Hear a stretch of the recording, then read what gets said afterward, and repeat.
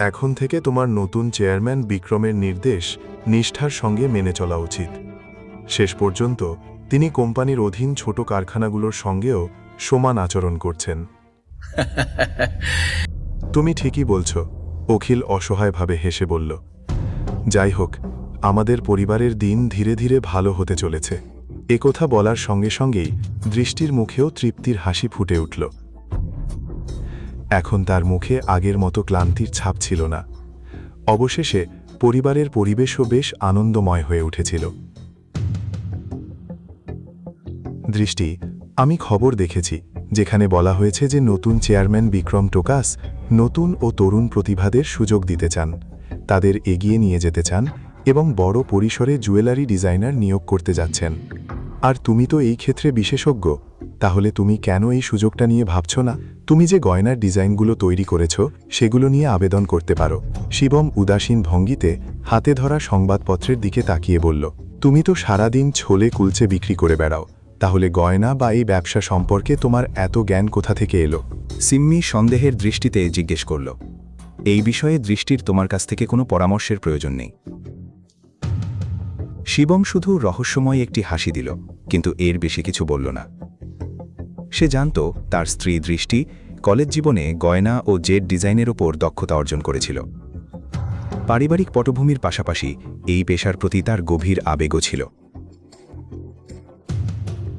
শিবম বহুবার দেখেছে দৃষ্টি নিজের ঘরে বসে অসংখ্য স্ক্র্যাপ কাগজে গয়নার ডিজাইন এঁকে আবার ছিঁড়ে ফেলত।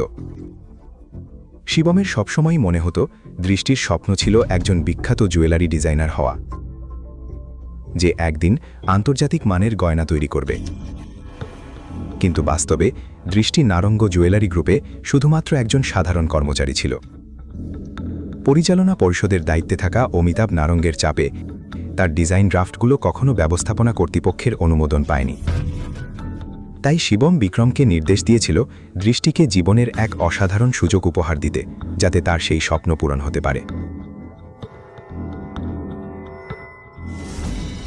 দৃষ্টি বিড়বিড় করে কিছু বলল। শিবমের কথাগুলো তার মনোযোগ আকর্ষণ করেছিল। সেই শিবমের হাত থেকে সংবাদপত্রটি নিয়ে নিয়োগ সংক্রান্ত বিজ্ঞাপনটি মনোযোগ দিয়ে পড়তে শুরু করল। কিছুক্ষণ পড়ার পর সে বলল, শিবমের পরামর্শটা খারাপ নয়, আমি অবশ্যই একবার চেষ্টা করতে চাই। জুয়েলারি ডিজাইন, এতদিন এই ক্ষেত্রে পড়াশোনা করার পর আমাদের মেয়ে অনেক আগেই বিশ্বমানের জুয়েলারি ডিজাইনার হয়ে উঠত, যদি তাকে এত বছর কোম্পানির ভেতর অবহেলা আর বঞ্চনার শিকার হতে না হতো। সিম্মি গর্বের সঙ্গে বলল, মা, তুমি যা করতে চাও করো, আমার আশীর্বাদ সবসময় তোমার সঙ্গে আছে।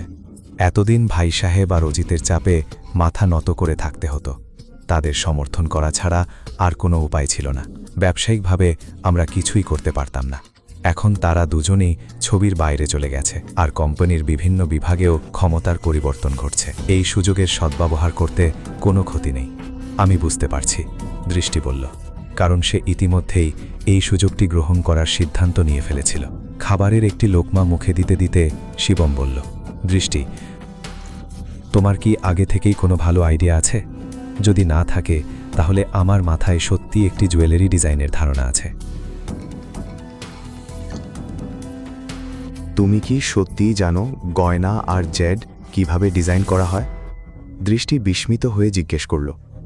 হেসে শিবম উত্তর দিল, ছোটবেলায় এটা আমার শখ ছিল, তবে সবসময়ই আফসোস হয়েছে যে এই বিষয়টা নিয়ে আরও গভীরভাবে শেখার সুযোগ পাইনি।